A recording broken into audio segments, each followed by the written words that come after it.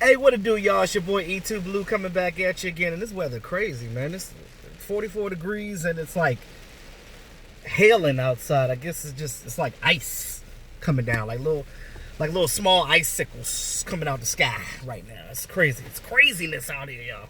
It's pandemonium, Corona. It's like no, but oh, it's funny too because I was in the store and I was like, hand sanitizer is sold out everywhere.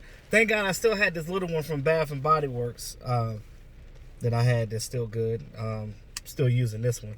But look, yes, I go to Bath and Body Works as a man because I love scents. I love scented candles. I love it's to me it's very calming, very soothing. That's why I like scented items. But yeah, but outside of that, I always hate this time of season because, this time in the off season because, we've been talking about these contracts all day long with Dak Prescott, Amari Cooper, Byron Jones, whether they're going to keep him or not. You got Robert Quinn and things of that nature and Randall Cobb. And we know that a lot's not really going to happen until Dak gets his contract. And, they keep using, I hate that word, impasse. I'm so sick of hearing that word. I really am. But you look at that situation and Dak trying to get his contract and the salary cap supposedly going to $240 million. I think Dak's waiting for that big payday. Now, well, his agent, that is. Because you look at the agents are thinking in the future. So the agent's probably like, oh, we'll try to take a smaller contract now so you can re-up and get even more money later. That's what the agent is thinking. What the Cowboys are thinking, like, hey, we want to lock him up for 6 years. You know what I mean? He's going to be a Cowboy for life, blah, blah, things of that nature. Now, you look at the Amari Cooper situation, it's a little different. Amari Cooper already was making $13.1 million. It's not like he's trying to necessarily break the bank, but you still got to pay him market value for a receiver. Now, you guys get hung up on this. Oh, what this guy is worth. What that guy is worth. It's not about what they're worth. It's about the value.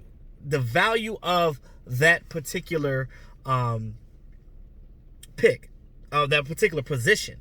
So, if that person is a starter at that position and they have a certain amount of stats and things of that nature, and especially Dak being the starting quarterback, you got to pay him such. So, whether you think that people are worth it or not, it is what it is. That's you gotta pay for what the market and what the value is for that particular player. It is what it is.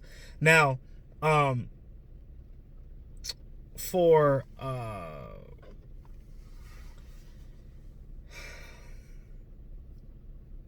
Amari Cooper, that is, we talked about, him, and they did a little interview with him. He wants to be a Dallas Cowboy for life. He loves it here. He likes Dak Prescott. He likes the facility. He likes living in Frisco because he just got a place there. It's the first time I've heard him sound excited in the interview. Now, we know that Amari Cooper is one of those guys he's not like your average wide receiver where they're a diva, they're loud, they're boisterous, they're all over the place. He's a humble guy. You don't know what he's feeling because he's very melancholy. He's just monotone. He's just one line all the time. You know what I mean? You never know if he's excited, if he's angry, if he's ready to fight somebody. You don't know because he's just the same all the time, and it's crazy.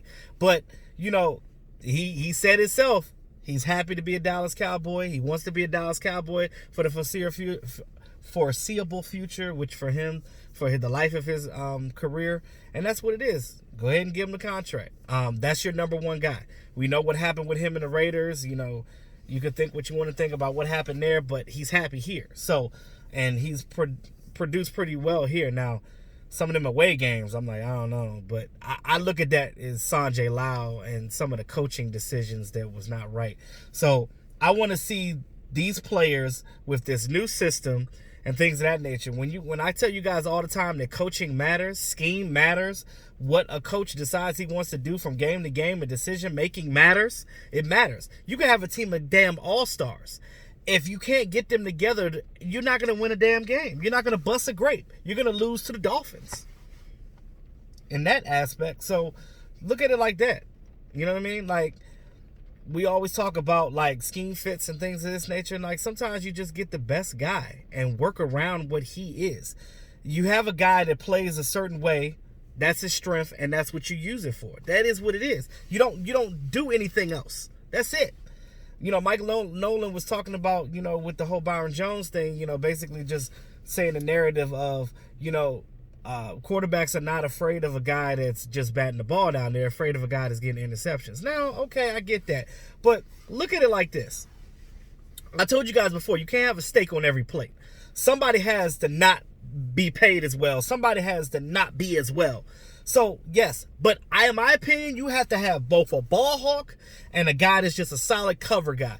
Because you look at guys like Janoris Jenkins and Marcus Peters and Eli Apple and things of that nature. Not taking anything from them. They're great DBs.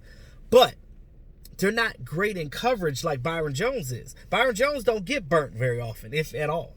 You know what I mean? Like, he bats the ball down. He's always there in coverage. Go back and watch these games if you don't believe me. Go back and watch highlights. Not just highlights, but go back and watch the actual games and watch Byron Jones.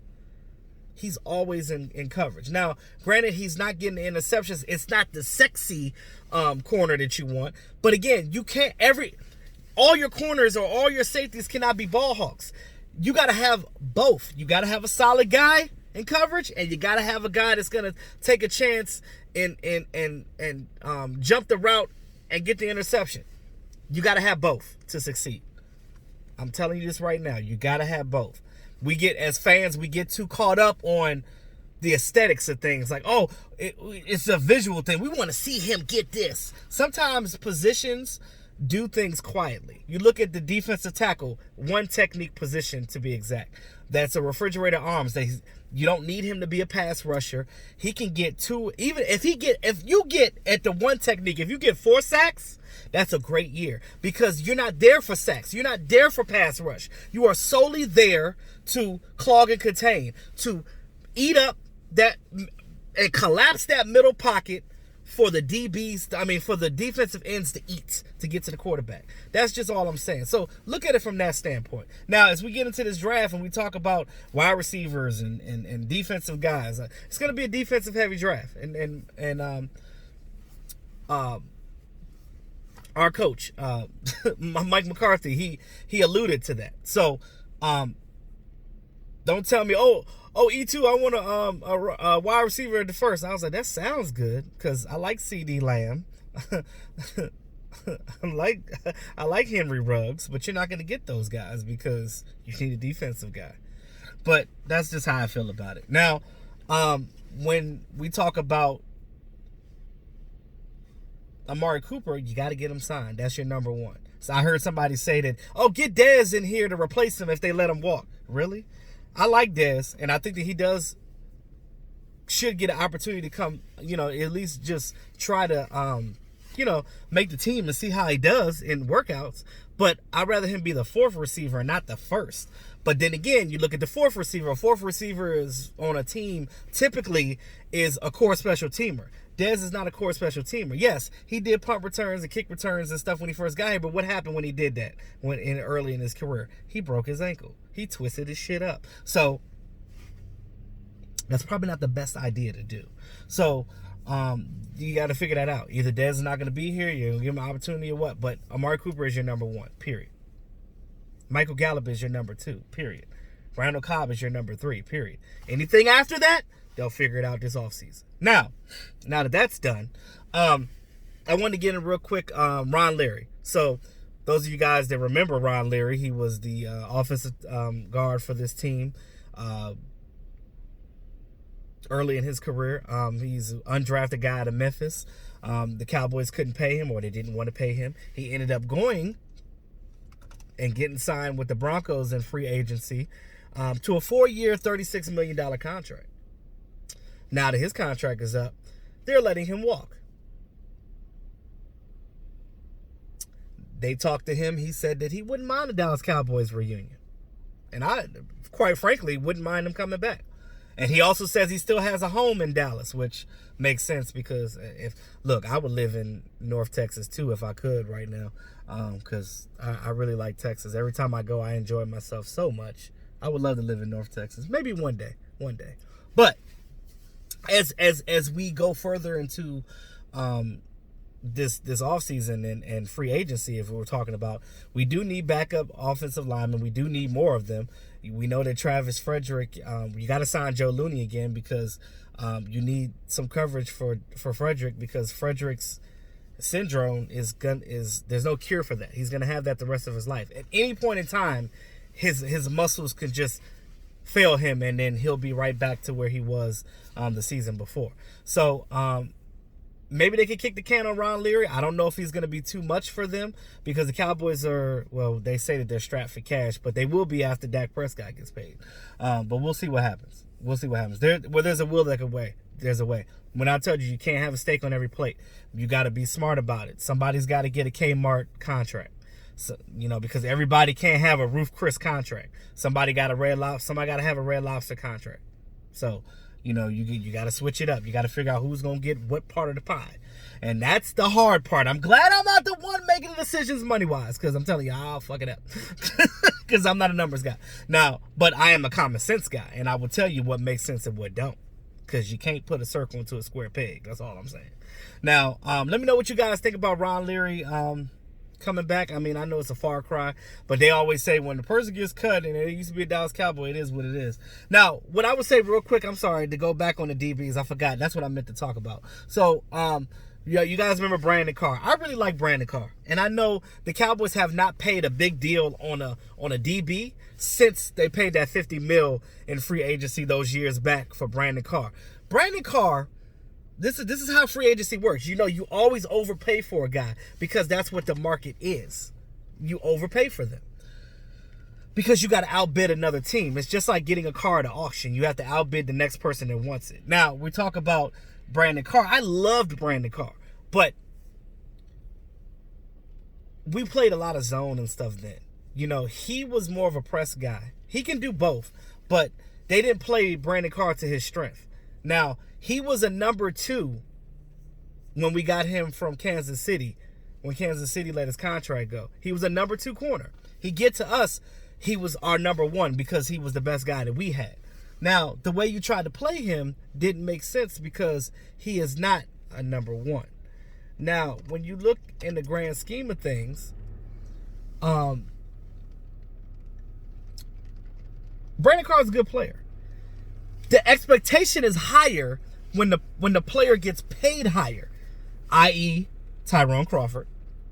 Even though he played his position well.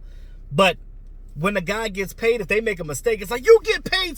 They always throw your money back at you. So, and that's the situation. And it hurts sometimes these players in that situation, because they don't get a chance to, redeem themselves, because when you know how much they get paid, that changes the narrative.